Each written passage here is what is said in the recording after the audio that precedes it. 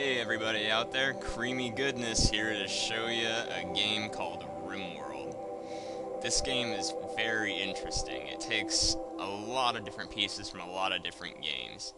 It is an early access, or I'm sorry, it's an alpha. It is not on Steam, but it is quickly being developed. They come out with a whole new update every month, adding just so much to the game, making it almost an entirely new game each time. I'm here to tell you something about it.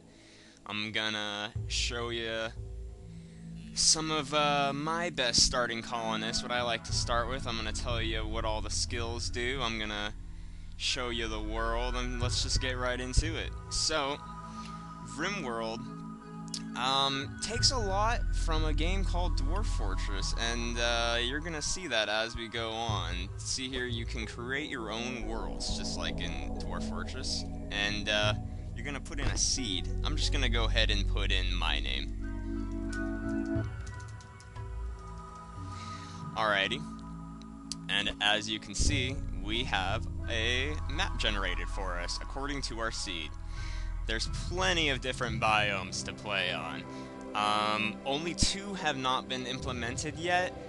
However, they will be very soon, and that is the tundra biome and the boreal forest biome. But that doesn't mean that there isn't still plenty of variety. There is a desert biome, a arid shrubland, a tropical rainforest, and a temperate forest, each with their own creatures, plants, challenges, and I gotta tell you, it's just awesome. This world has been, or was, a fairly recent addition, and it's just more of things that kind of are in Dwarf Fortress that I love. So anyway, I just want to show you the quick stats. As you can see, you can click somewhere on the map. Right now I'm clicking on a temperate forest. It's small hills. You can see the rainfall, the temperature, the elevation. Rainfall does have an impact on your game. It can cause lightning storms, which we'll probably get to see later. Anyway, I'm going to save and finish here, actually. And then we're going to select New Colony. And here we have 3 storytellers to choose from. Each one is different in their own way. The first one is Cassandra Classic. As you can see here, Cassandra Classic creates story events on a steadily increasing curve of challenge and tension. She's who you want to play if you want to have a nice, steady, challenging game. I generally only stick to her. I like to play on the hardest difficulty. The other 2, Phoebe Base Builder, she is more accustomed to letting you get your base built. She's less aggressive than Cassandra. As you can see here, you can also change her difficulty as well, all the way up from Extreme Challenge, which is 160% as it was in Normal, which is obviously 100%. You can go all the way down to Builder Mode, which is just 5%, so you'll be getting like 1 raider each time. It's a joke. And we have Randy Random here. He'll send you anything, maybe a squirrel, maybe 1,000 raiders at the very beginning of the game. It's just what he does. Anyway, we'll get started with Cassandra Classic here. Go ahead and select our world. And I'm going to go ahead and start on the temperate forest biome. Let's see here, get a nice mountain region. You can see mountains right here. These are all small hills and large hills, these lumps here. Alright. And then we will select site. Oh, one more thing, you can actually also select the size of the place you wish to play on, just like in Dwarf Fortress. So here we have all the different sets of skills, and you basically get to set up, your colonists. You're going to see how they are. Now, there isn't any manual assigning. There is... Because the story in this game is you are essentially 3 survivors of a ship crash. You weren't designated specifically to survive, on a Rimworld. You're just 3 guys survived from a ship crash. However, I do like to stretch the odds in my favor by finding a very nice crew, and I will do that real quick, and I will get back to you, introducing you to the skills and traits and all the other good stuff we have here. Hey guys, I'm back. I have an ideal setup here, and I'm gonna introduce you to how you can find out who your colonists are, essentially, and what their skills do. So, as you can see here, it's pretty detailed. There is a childhood story. It affects their skills and what they can do directly. They have an adulthood and a childhood. And there's also traits, which are very neat. They're actually another recent addition to the game, and they have heavy effects on the gameplay and your colonists and how they live their lives. So as you can see, this one's a pretty good shot. He takes more time to aim, he gets some shooting skill, he gets plus 50% hit factor, so he's a good shot. We might want him as a sniper or something.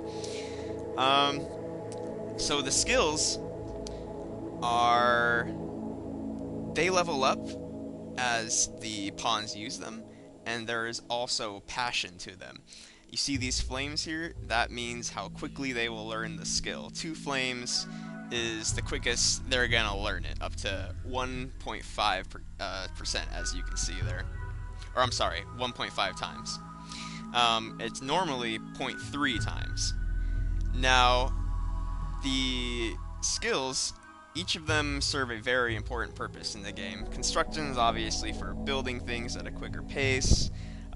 Growing is planting crops faster. Researching is good for... You get this research bench, and you have to essentially research your way to the ending of the game, which is very time-consuming. And but that's only half of it. I'll get into that more later. Mining is very important for finding minerals in a mountain region like I am. So I need some pretty good miners here. As you can see, this guy has 1. He's not really my miner guy. His shooting is up to 9. They get obviously better at shooting as the skill goes up. And social is used for wardening. I mean, that is taking care of prisoners and recruiting prisoners, and also getting better trade prices, mercantile skill.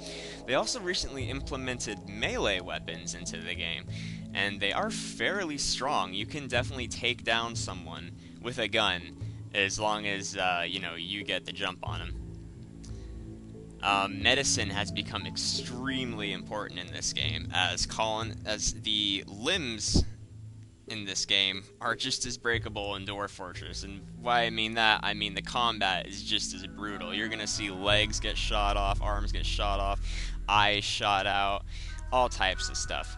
Luckily, there are prosthetics and also Bionics available to you. You can enhance your colonists' abilities. Artistic does not currently have a use, however, I do believe it is coming out in the next alpha. Crafting is very useful. You might consider getting a crafter when you first start out. They are really good for stone cutting, which keeps you having in a big heavy duty fortress so that you're not easily toppled over, burnt out of your home. And I'm going to show you some of my other colonists here, show you what a good mixture is. As you can see, this guy's going to be our cook. He learns very quickly, so I'm just going to start him from the ground up here. He's also our warden, and a pretty good shot, so kind of a cowboy figure going on there that cooks. Here, we got our worker. Very good at constructing, has a passion for growing, extremely good at mining with a passion. Is also a pretty good shot, which doesn't hurt. We do want as many shooters as we can get, obviously. He's also a crafter, which will come in handy. And as you can see here, his traits are going to be very useful, well, except for slowpoke. This makes him slower, obviously. Hard worker, as you can see, increases his global work speed, which is really awesome because he's going to be doing most of the work. And then we have our researcher, which is going to unlock us all types of new goodies. Turret upgrades, food upgrades, all types of good stuff. And she's also our medic, which is very important. We need to keep her safe. And I guess we could use her as a backup crafter too. Her trait is nervous, which means, as you can see here, cracks under pressure. Just like in Dwarf Fortress, your colonists can have mental breaks, and when they do, it's also similar to Dwarf Fortress. They might go on a rampage and start beating up other colonists, and it just doesn't get very pretty. It's not pretty, and they can also just wander off, which is also very frustrating. So anyway, we are going to start up our game here. And we got all three of our characters. You can also rename them up here, but I don't really care about their names too much.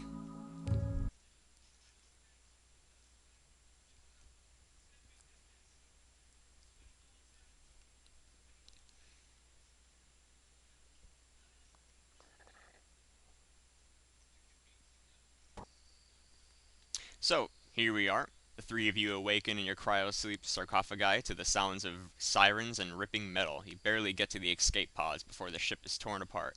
Sometime later, you land on this unknown Rimworld. As pieces of the shredded starship fall around you, you start making plans to survive.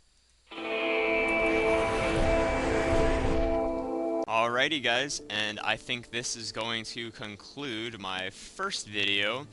Next video you will see how to set up a base colony, the best places to set up, just generally good things you want to be near at the start. Please subscribe, leave a comment below, and thanks for watching.